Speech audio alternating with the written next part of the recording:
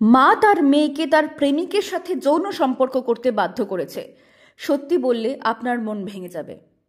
রাজ্যে প্রতিদিন মাইনর মেয়েদের উপর ধর্ষণের মামলা শোনা যায়, কিন্তু রাজস্থানের ফলদি থেকে একটি ঘটনা সামনে এসেছে যা মাতৃ ভালোবাসাকেও লজ্জিত করবে।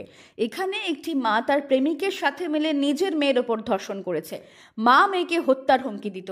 মামলা রুজু করার পর পুলিশ এখন ওই মেয়ের মা এবং তার প্রেমিককে আটক করেছে। মা তার মেয়েকে প্রথমে মদ্যপান করাতো। ভুক্তভোগী পুলিশকে দেওয়া অভিযোগে বলেছে তার মা তার প্রেমিকের সাথে মিলে তাকে খারাপ কাজ করতে বাধ্য করত।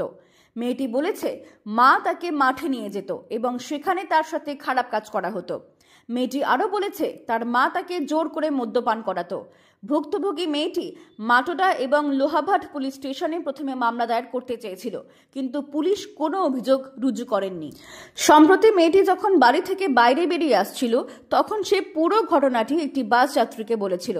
পরে ওই ব্যক্তি ভুক্তভোগী মেয়েটিকে পুলিশের কাছে নিয়ে যায় এবং ম্যাজিস্ট্রেটের সামনে সাক্ষ্য দেওয়ার পর পুলিশ মেয়েটির মা এবং তার প্রেমিককে গ্রেফতার করেছে।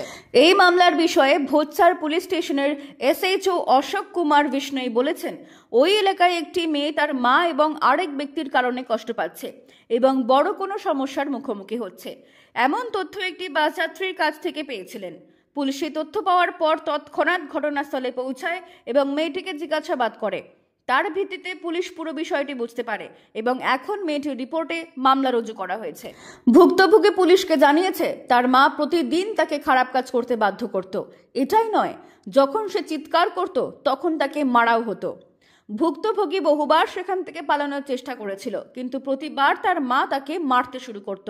তবে পুলিশ পুরো বিষয়টি তদন্ত করছে।